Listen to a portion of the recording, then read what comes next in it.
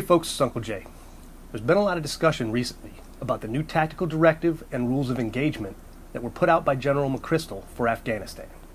They have greatly restricted the ability of our troops to call for fire support, either artillery, other indirect fire, or airstrikes, when they may reasonably be certain it's going to hit a civilian building or endanger the civilian populace. Now, this is a necessary step for the population-centric counterinsurgency strategy we're working on in Afghanistan. But what this strategy doesn't do is restrict our troops if they're in contact and the only way they can safeguard their own lives is to call for fire. It explicitly states that under those circumstances, they may call fire on a civilian dwelling or whatever else they need to. What they are supposed to do is to use any other option prior to doing that and taking that step. Now, there was an ambush recently where 4 of our Marines and some of their Afghan counterparts were killed. There was a McClatchy reporter on site who wrote a story stating that these Marines called for fire and were denied it based on the rules of engagement.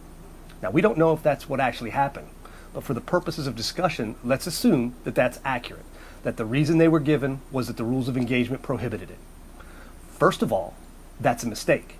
And if they were told that, then whatever portion of their chain of command said that was incorrect and was improperly using the rules of engagement. They are allowed, in cases of self-defense or to break contact, to use indirect fire or airstrikes. Now, the other possibility is that they overly strictly interpreted the rules of engagement and potentially out of fear for their careers, if they killed civilians, denied the fire. If that's the case, then they should be relieved because that's improper. Their mission, their job, is to safeguard our soldiers at any way possible.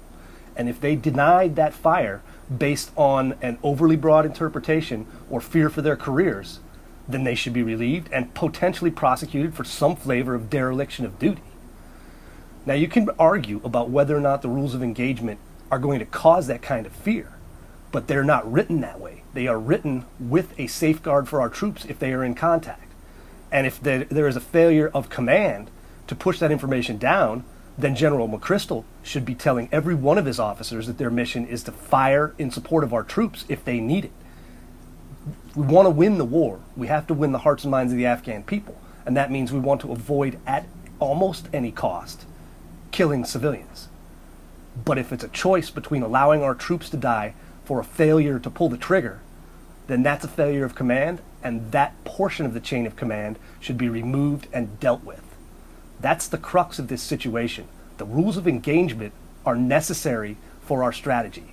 They should be followed the way they were written and in the commander's intent, which was that if needed, you can fire to safeguard the troops.